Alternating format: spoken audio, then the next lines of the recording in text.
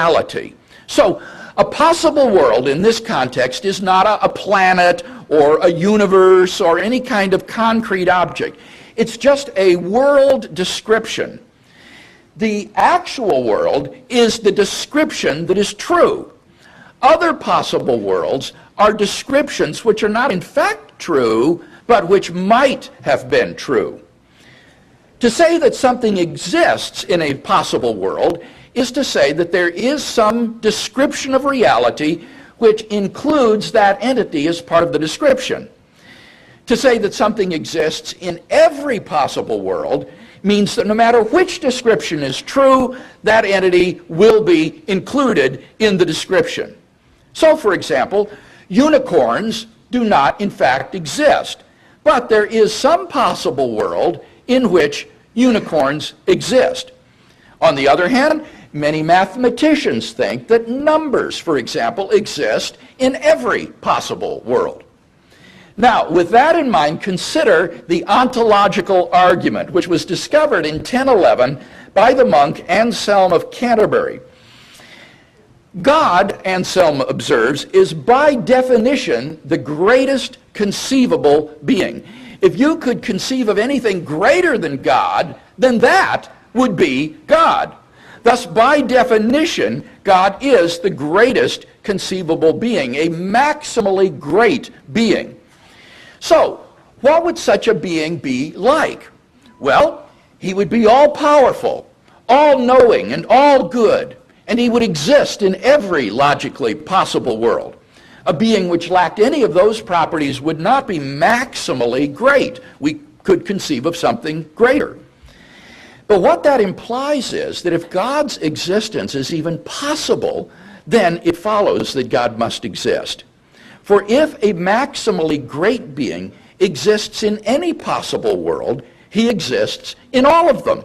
That's part of what it means to be maximally great, to be all-powerful, all-knowing, and morally perfect in every logically possible world. So if God's existence is even possible, then he exists in every logically possible world, and therefore in the actual world. Now we can summarize this argument as follows. Premise 1, it is possible that a maximally great being, aka God, exists. 2, if it is possible that a maximally great being exists, then a maximally great being exists in some possible world. 3, if a maximally great being exists in some possible world, then it exists in every possible world. 4, if a maximally great being exists in every possible world, then it exists in the actual world. 5, therefore, a maximally great being exists in the actual world. 6, therefore, a maximally great being exists. 7, therefore, God exists. Now, it might surprise you to learn that steps 2 to 7 of this argument are relatively uncontroversial. Most philosophers would agree that if God's existence is even possible, then it follows that God must exist. So the whole question devolves to premise 1. Is God's existence possible? Well, what do you think? The atheist has to maintain that it's impossible that God exists. He has to say that the concept of God is incoherent, like the concept of a married bachelor or a round square. But the problem is that the concept of God just doesn't appear to be incoherent in that way. The idea of a being which is all-powerful, all-knowing, and all-good in every logically possible world seems perfectly coherent.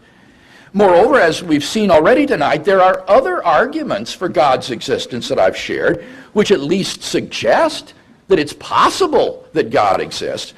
So I'll simply leave the ball in your court. Do you think, as I do, that it's possible at least that God exists? If so, then it follows logically that he does exist. 6, the historical facts concerning the life, death, and resurrection of Jesus. The historical person, Jesus of Nazareth, was a remarkable individual. New Testament critics have reached something of a consensus that the historical Jesus came on the scene with an unprecedented sense of divine authority, the authority to stand and speak in God's place. That's why the Jewish leadership instigated his crucifixion on the charge of blasphemy. He claimed that in himself the kingdom of God had come. And as visible demonstrations of this fact, he carried out a ministry of miracle working and exorcisms. But the supreme confirmation of his claim was his resurrection from the dead.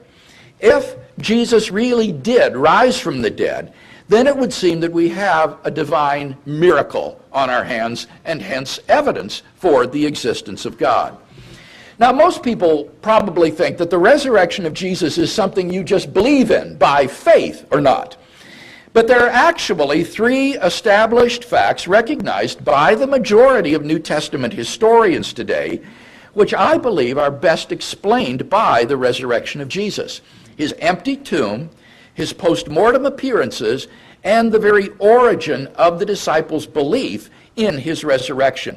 Let me just say a brief word about each one of these.